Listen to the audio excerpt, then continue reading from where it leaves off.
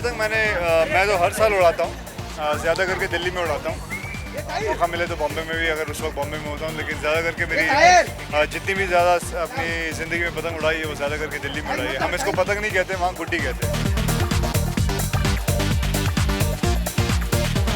To be honest, actually I'm going to be today flying my मतलब खुद भी मैं गुड्डी उड़ाने वाला हूँ अपने घर के वहाँ। तो वहाँ बिल्कुल समुद्र का किनारा है, तो वहाँ मज़ा आएगा उड़ाने में। वैसे यहाँ भी अलग मज़ा है क्योंकि बिल्डिंगों के बीच में एकदम अपने पतंग को संभालते हुए वायरे काफ़ी हैं। वैसे तो चांदनी चौक में भी अगर देखा जाए तो पता नहीं आप लोगों में से कोई गया कि नहीं, वहाँ की जो बिल्डिंगें हैं सब एकदम नज़दीक है। आप बल्कि एक छत से दूसरे छत पे छलांग मारते मारते गुड्डी पकड़ने निकल जाते थे हम लोग। तो वहाँ तो बहुत वायरे हैं, वहाँ तो गुड्डी उड़ाना बहुत ही मुश्किल है। जो आदमी वहाँ चला सकता है गुड्डी तो कहीं भी चुड़ा। पतंग उड़ाने के लिए वक्त तो आदमी को निकालना ही पड़ता है क्योंकि बेसिकली मैं वैसे ही वेट कर रहा हूँ कि ये सब खत्म हो जाए तो मैं जाऊँ। I am waiting for my son to come from his school, तो जाके मैं वापस पतंग उड़ाऊँ।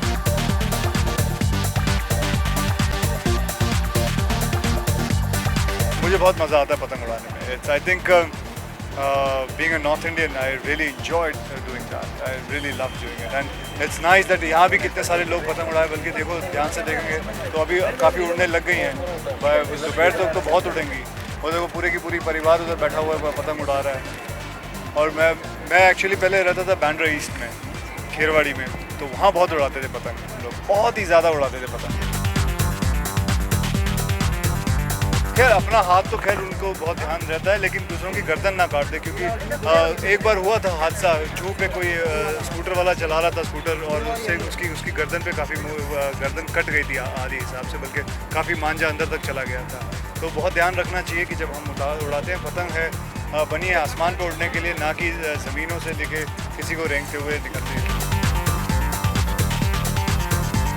सारी उम्र मैंने क्योंकि हम अफोर्ड नहीं कर सकते थे ज़्यादा बड़ी बड़ी पतंग या मांझे, तो ज़्यादा करके लूट के उड़ाते थे पतंग। हमको घर से पैसे मिलते थे सिर्फ एक पतंग के लिए मिलते थे और मांझे के लिए मिलते थे, बाकी तो हम लूट के उड़ाते थे। और हमारे हाथ में वो डंडी सी होती थी, हम भागते थे छतों के ऊपर तो ताकि हमारी रीच ज़्यादा ऊपर रहे। और उसके जाके और यहाँ शायद बोलते हैं काय पोचे, अगर उड़ा किसी की पतंग काट दो तो काय पोचे ऐसा बोलते थे। So it's very important because I enjoy flying kite. I have always done that from my childhood. I've done that. Basically earlier, not this now, but earlier I used to do it like maybe 6 to 7 months. Every day we used to fly kites. But now it's become like only in Makar Sankranti we udate hain, and maybe some other day when I'm a little bit free, then my son enjoys flying kites.